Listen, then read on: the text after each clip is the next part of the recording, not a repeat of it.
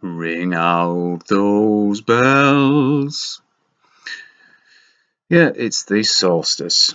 21st of December 2017. Bloody hell.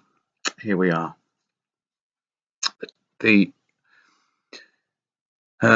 shortest day, the longest night, and that is due to the, well, with us up here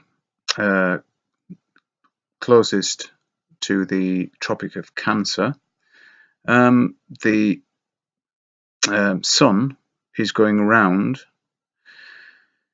the Tropic of Capricorn right now.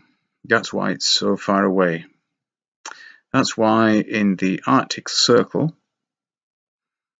there is no sun.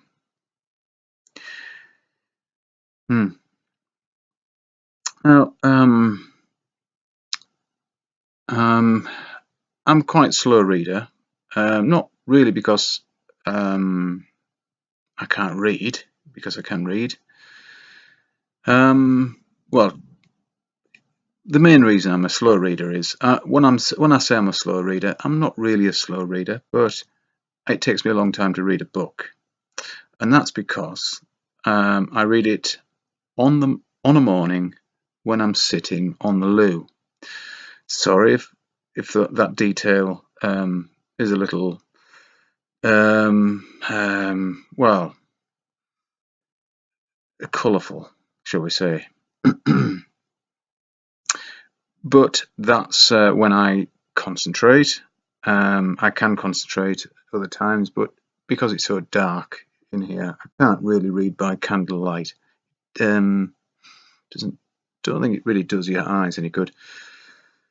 So I've got another place where I go, and which is my loo, and the light's not bad in there, and I read. So long after I actually finish what I intend to do in there, I just sit there reading, because it's a very riveting book that I'm reading at the moment, and I've brought it in here to show you.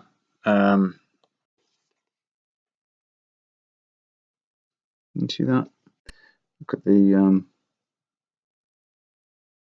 author, Jeremy Narby, I think. Now, okay, he has spent time with the people in South America, and he's under their guidance, and the people who he stayed with, we'll call them native. I don't really like to use that. He's very, I don't know, it seems derogatory in some way, but I consider myself a native of this land, so why not? So he lived with the native peoples of South America in the jungle regions of the Amazon, around the Amazon, and he did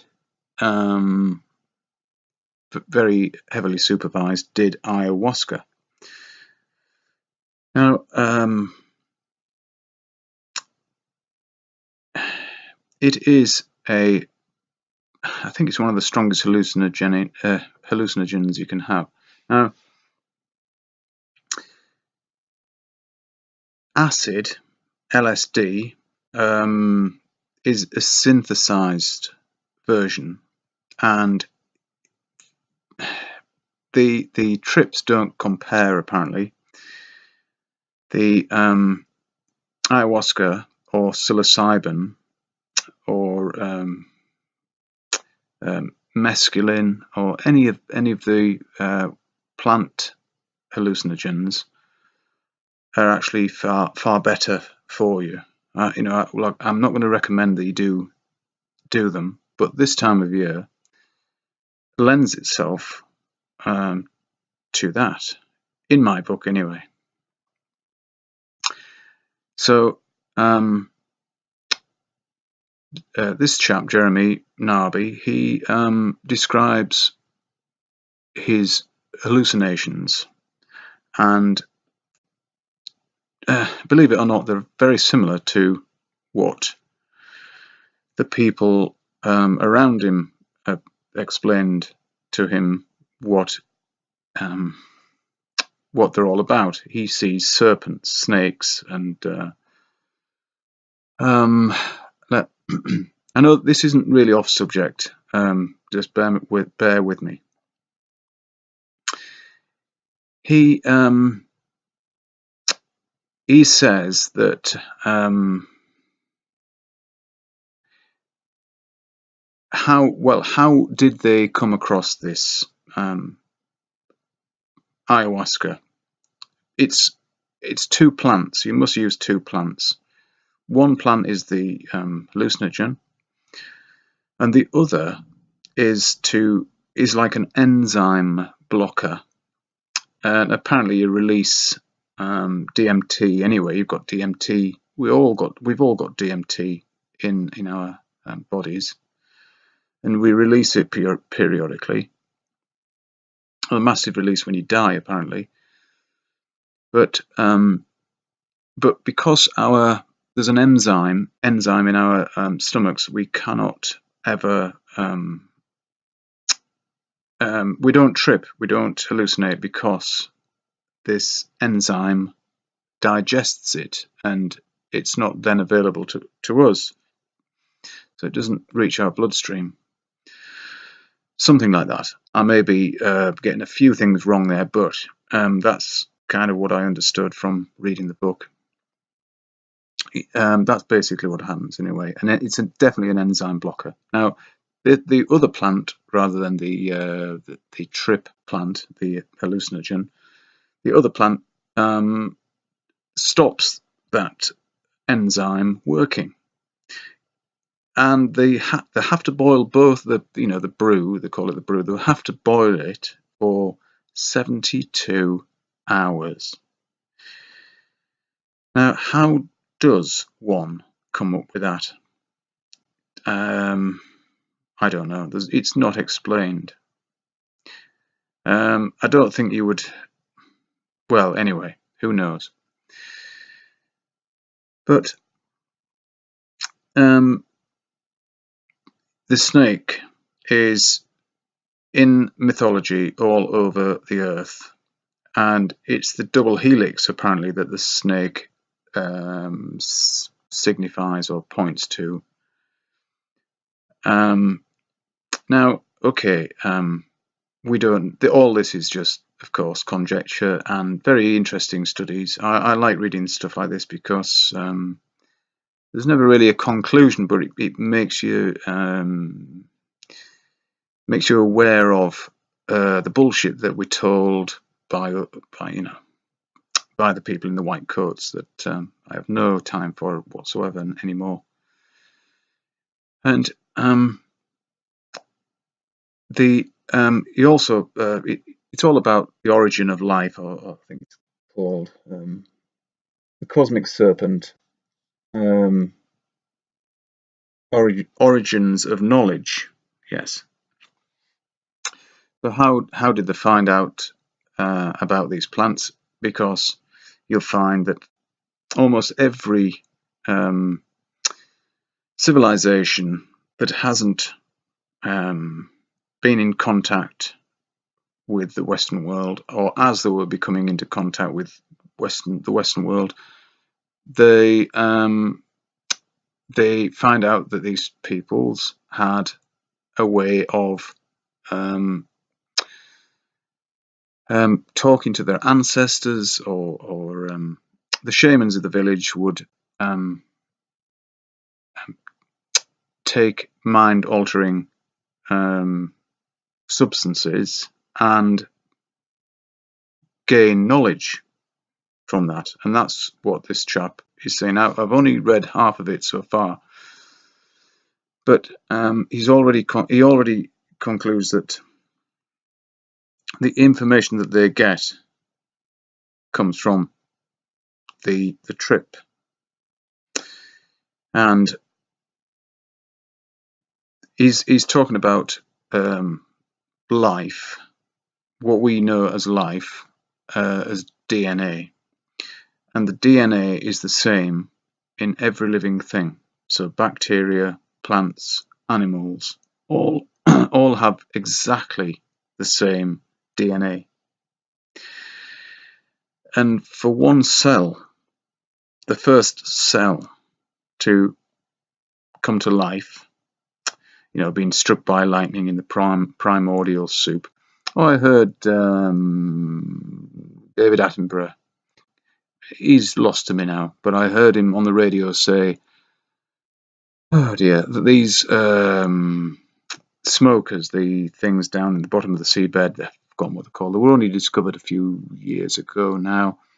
And they said, he said, well, that's where life began. And he's on about they're going to mine under the sea or something, a fucking disaster.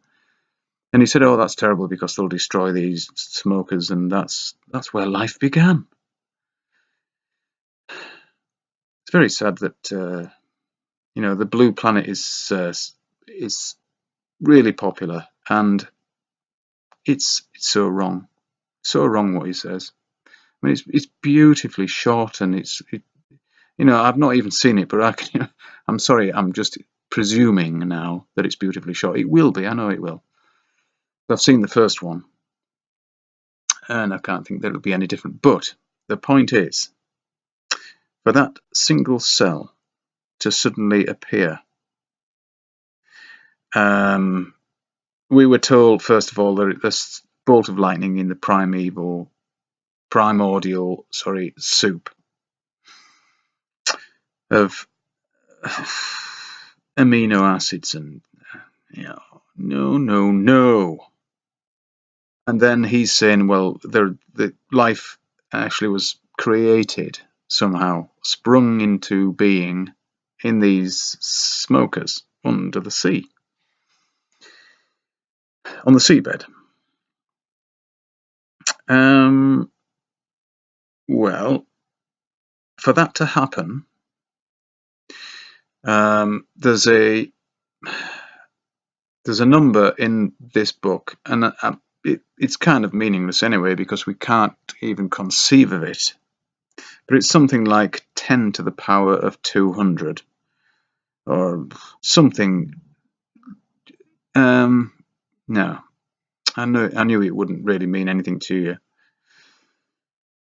But believe me, if you backed a horse and you had those odds and you put 50 pence on it, well, a penny on it, you would have all the money in the world and a great deal more that you couldn't deal with. Apparently, there's more atoms in the universe than the number, the 1 to whatever power of whatever. The chances are of this thing actually happening. You get me? I'm explaining this very poorly. I understand what I'm doing when I'm making a right mess of it. But what I'm saying is the odds of it, the chances of anything coming from Mars are 1,000,000 to 1. They said, right? Well, that 1,000,000 to 1 is bollocks compared to this. I think it's 12 to the power of 200 or something. There's not. It's not just grains of sand on the beach and droplets in the ocean. It's much bigger than that. The chances of life coming here by itself is not just improbable, but impossible. So we were seeded, created. There's no chance that this is a chance happening. There's more chance, actually, of Father Christmas delivering presents to every child on Earth Even coming through the door, not down the chimney. Even if he went through the door, because he's a fat bugger and he couldn't fit down the chimney. So there you go.